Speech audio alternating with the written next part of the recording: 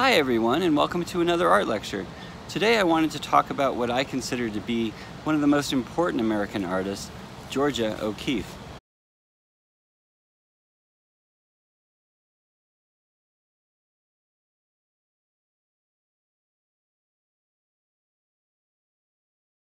Georgia O'Keeffe was born in Sun Prairie, Wisconsin in 1887.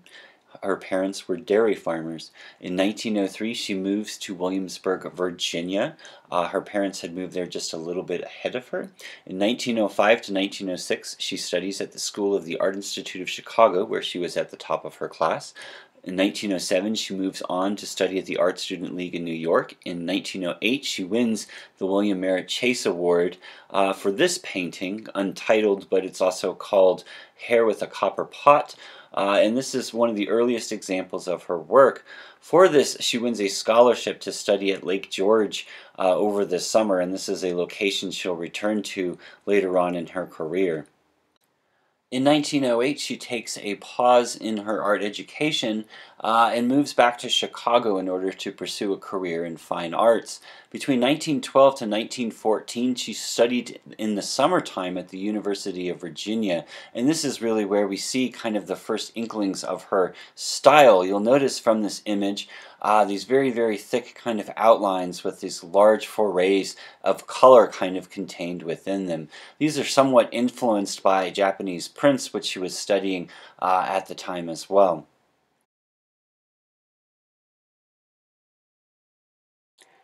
It's also in this time that she began teaching public school in Amarillo, Texas. From 1913 to 1916, she would study at Columbia College in one capacity or another, even assisting in summer classes. In 1916, she also moved on to become the head of the art department, West Texas A&M at Palo Duro Canyon. And it's here where she creates these beautiful abstract paintings that are done in watercolor, and this is a perfect image of the sunrise in West Texas. She'll also do these kind of nude studies where, again, she's really concentrating on color and the form of the figure, very, very close to the heavily outlined rotunda that we saw earlier from University of Virginia. These are very, very abstract for the period that we're looking at. We need to remember that this is 1917, where not a lot of abstract art is actually occurring in the United States as of yet. So Georgia O'Keeffe was one of the first people to kind of feel free enough to kind of create these beautiful, heavily saturated color pieces of art. Also from this period, we have these wonderful studies that she did on the concept of music, and again, this is going into the concepts of Kandinsky and kind of his concepts of abstraction being close or similar to the ideas of music. And again, very interesting that we see these kind of prototypical flower forms very, very early on in her work. We have two different examples of this painting, again done in watercolor, beautiful examples of color saturation within the media of watercolor. In 1918, she moves to New York City and begins to work with Alfred Stieglitz and the 291 Gallery. She had actually had an exhibition there when in April 1916 she had mailed some of her abstract drawings to one of her friends, and her friend actually showed the work to Alfred Stieglitz, and he was so impressed that he put up 10 of her drawings in exhibition. These are actually some of the drawings themselves, and you can see they're very, very interesting abstractions that she actually created. Again, very innovative for the time. She'll work with Alfred Stieglitz, and they'll eventually have a relationship. Alfred Stieglitz was, of course, married at the time and will be divorced, and eventually they will be married. Alfred Stieglitz is a very famous photographer and took Georgia O'Keeffe as one of his primary subject matters throughout his life. And through his work, we not only develop the mythology, I believe, of what Georgia O'Keeffe is, but also we get this wonderful record of her throughout her life as they have this kind of relationship together. It will be kind of rocky at times, but they also have this very, very intimate friendship, I believe, in addition to a close love affair type of relationship. And again, this type of communication very much helped her work moving forward. It's also from this period that she meets the Precisionist, another group of artists working in a very similar style to how she was working, and I think that this helped her kind of hone what she was trying to say with her work. In this next body of work that we see, she returns to Lake George in order to kind of, again, work out some of these ideas with precisionism and also kind of connecting back to what she was trying to say before. A lot of this work, what you'll notice, is kind of this lack of detail in favor of harmony of color and harmony of form. This also reminds me a lot of advertising, and again, we do remember that she worked as a professional advertiser in Chicago for a while. So I think that during this period we see all of these different elements kind of coming together, creating what we can really see first as her work developing into a new phase. My Shanty from Lake George 1922 is an excellent example of this, where she almost has this cubist tendency to flatten out the geometric shape of the roof in connection to the rest of the space, and especially the space of the building. But again, we have these kind of solid blocks of color that are forming in and around the base of the building. When we look at this next series of paintings, all based on leaves, we see kind of a prototype of what she's going to eventually do with her famous flower paintings. You'll notice that we're very, very close to the subject matter, but being that close, we're still lacking a lot of the details that you would see with your naked eye when looking at this subject. Most noticeably, a lack of texture can be seen. What she's done here is she's removed some of the qualities like texture in favor of the enjoyment of color, and you can see it very beautifully here in these lavenders and purples that she has gracing these leaves. And this is also kind of a period of experimentation where she's taking one subject matter, the leaves, and approaching it from a different context each time.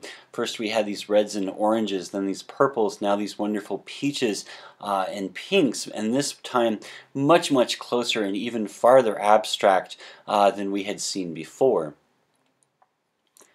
A sense of abstraction can also be felt as we get incredibly close to these leaves, where again we're so close to the subject matter that in this instance it's even hard to tell that it's a leaf, and it almost looks like some sort of mask or some other type of organic abstract form.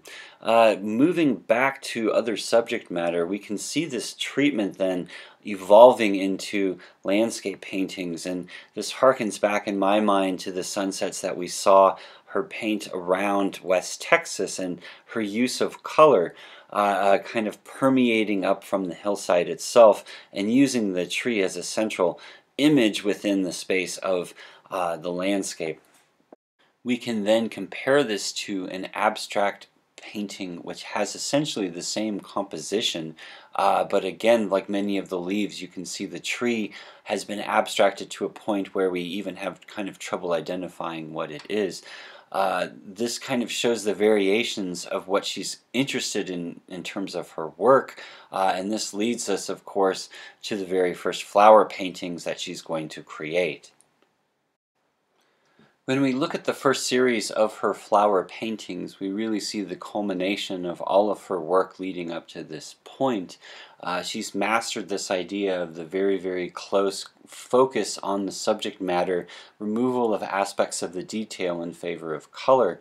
What I find most beautiful and appealing about these paintings is her use of color, and again, how in things like Petunias #2, there's a lot of extra space, a lot of white space open, but the hints of color that we do get are very, very beautiful and very, very dynamic in the space that she's created.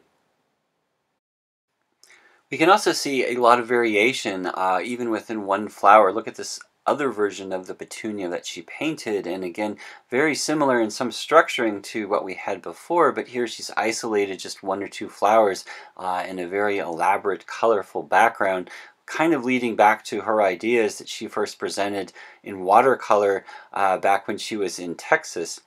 And here we have yet another version of the petunias, but here it's incredibly stylized and much closer to what the Precisionist would be painting in New York from this time.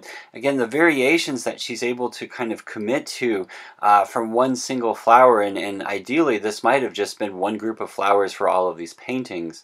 And here we can go even further with black and purple petunias, obviously different flowers, but again, the same idea. And look how beautiful it is towards the interior, these kind of flecks of white that lead us off into these dark, dark tones that the flowers actually have.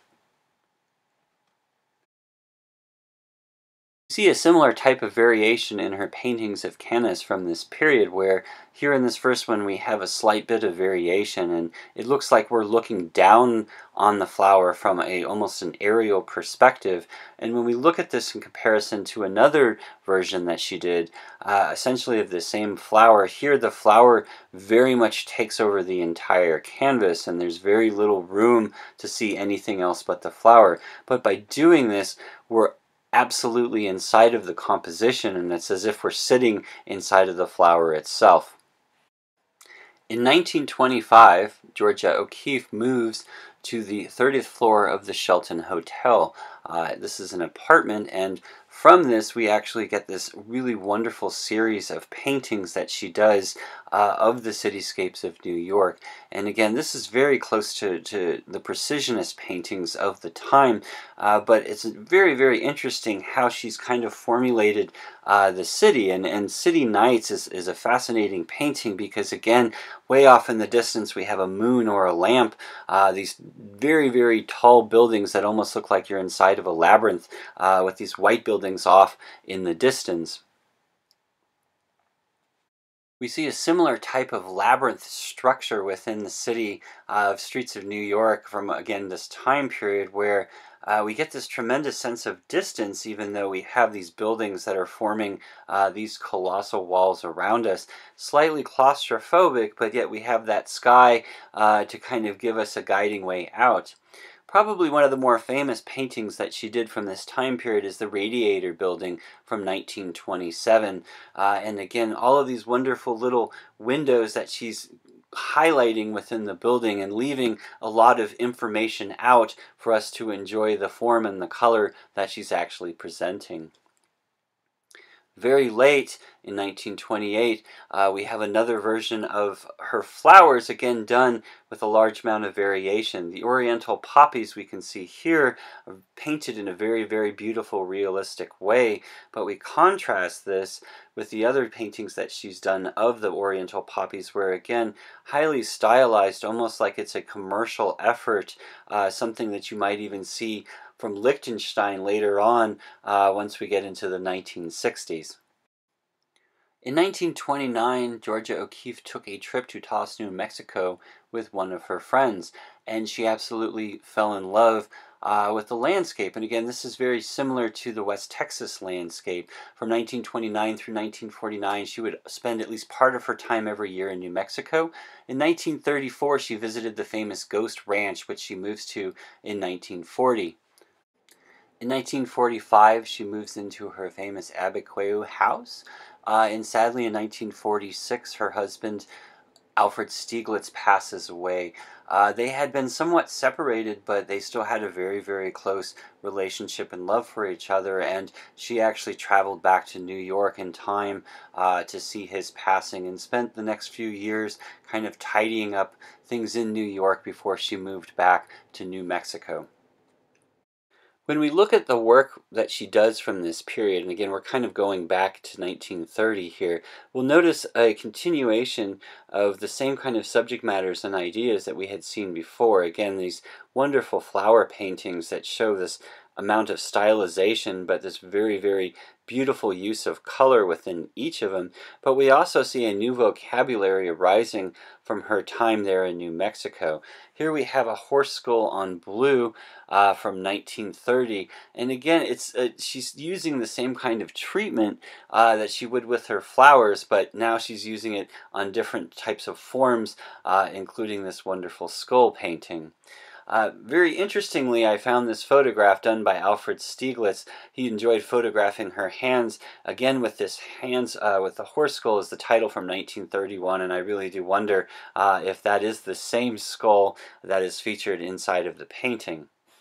One of my favorite Georgia O'Keeffe flower paintings is the Jaqen pulpit, with this very, very intense blue going into this kind of darker black. But we see within this flower her ability to transform even the simplest of subject matter into almost a surrealistic landscape. And again, I'm reminded of the tree paintings we saw earlier, where she's taking one subject and really abstracting it in such a sense that it almost becomes something entirely different.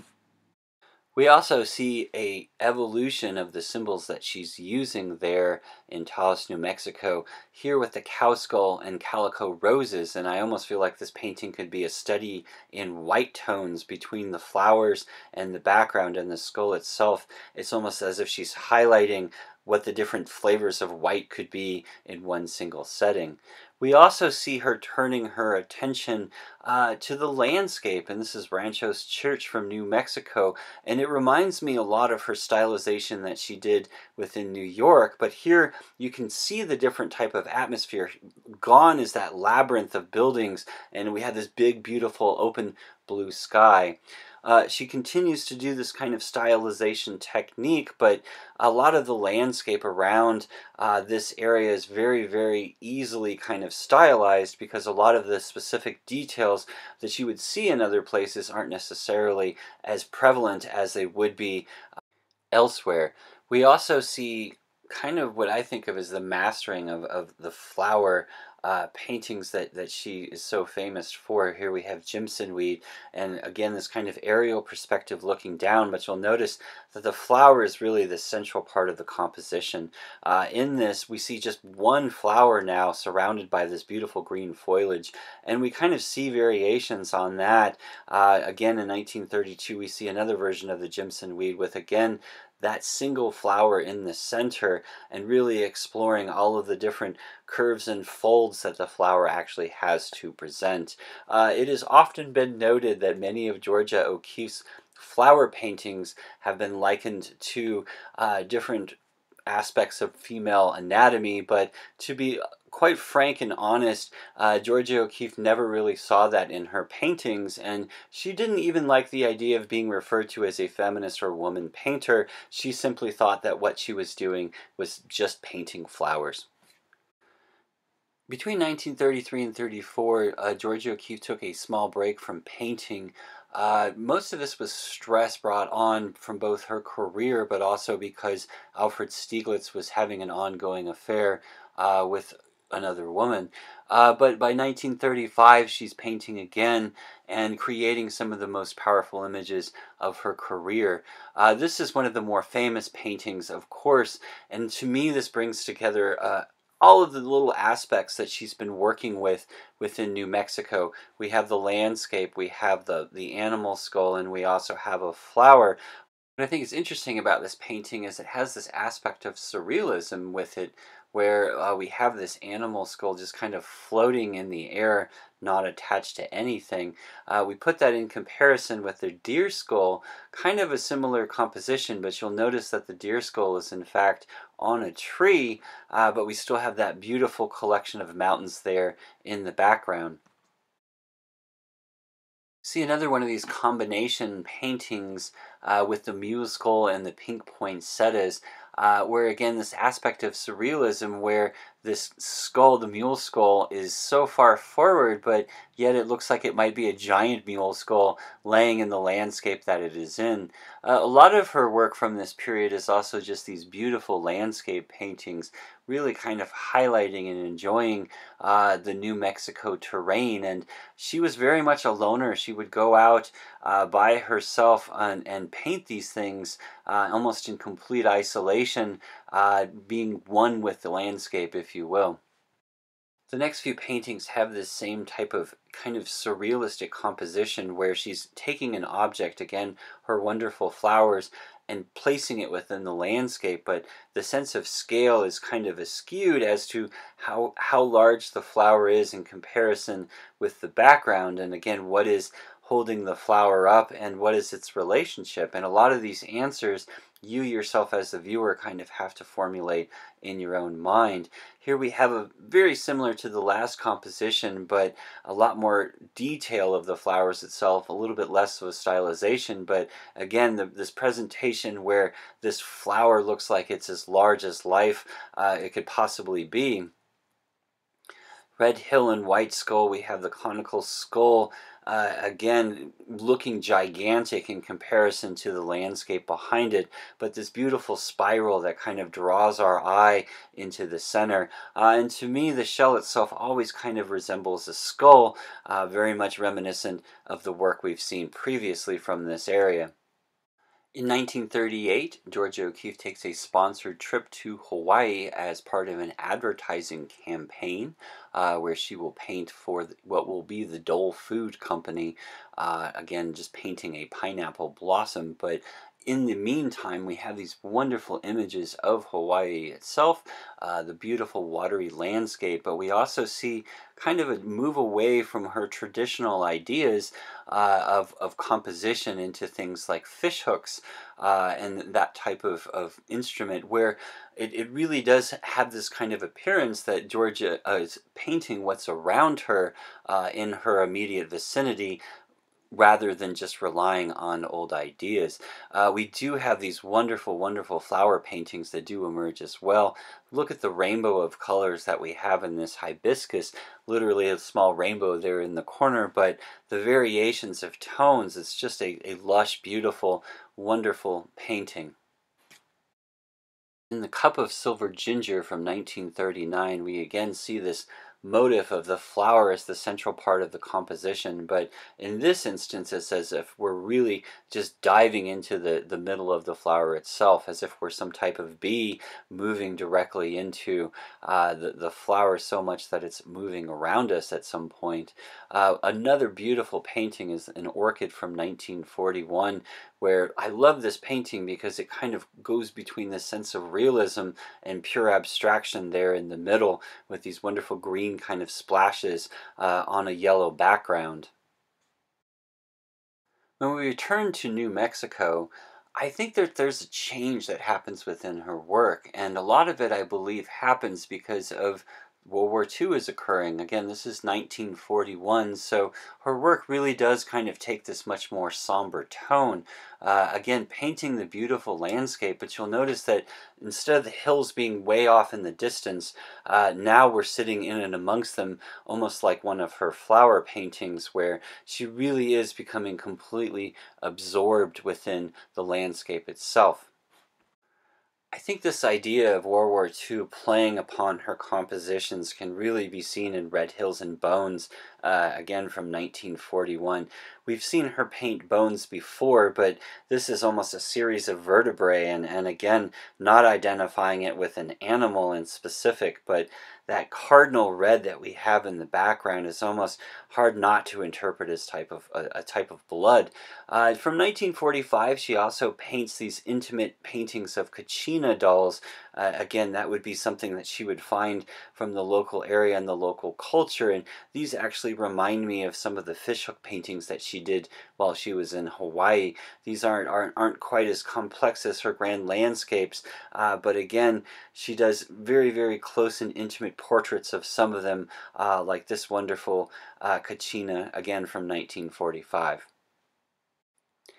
In 1942, we have this wonderful painting, Head with a Broken Pot, where again she's painting a skull, but now it's a human skull rather than that of an animal. And we have this kind of shell, this broken pot around the outside that almost looks like a broken space helmet. And again, very, very much, I think, influenced by current events.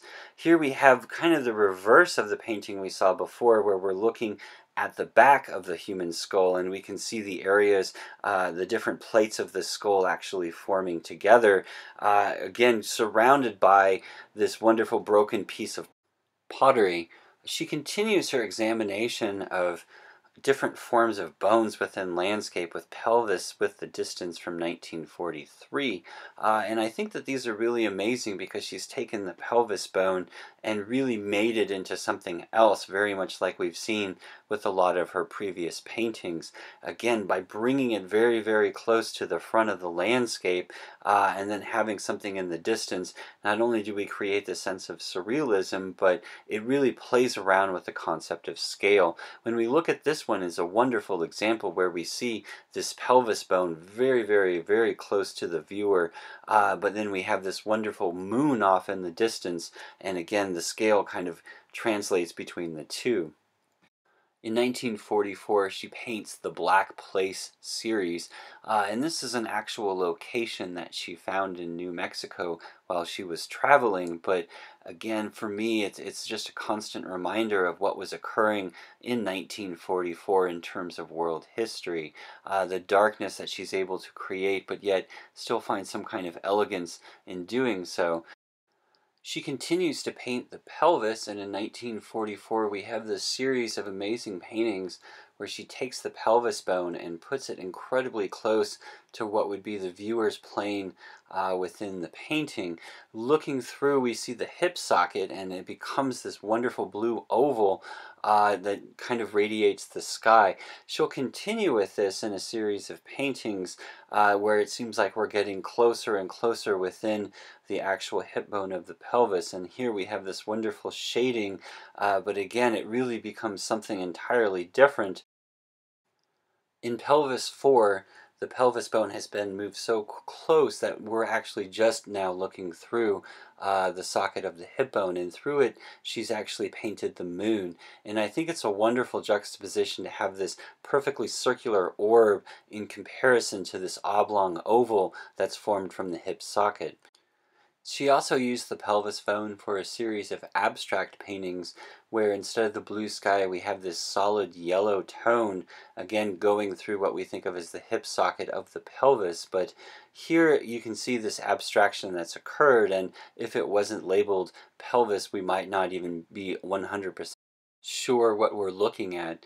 It's also from this period that Georgia O'Keeffe has a tremendous amount of success. In 1943, she has a major retrospective at the Art Institute of Chicago, and that is followed by another major retrospective at the Museum of Modern Art in 1946. She's the first female artist to have a major retrospective at the MoMA.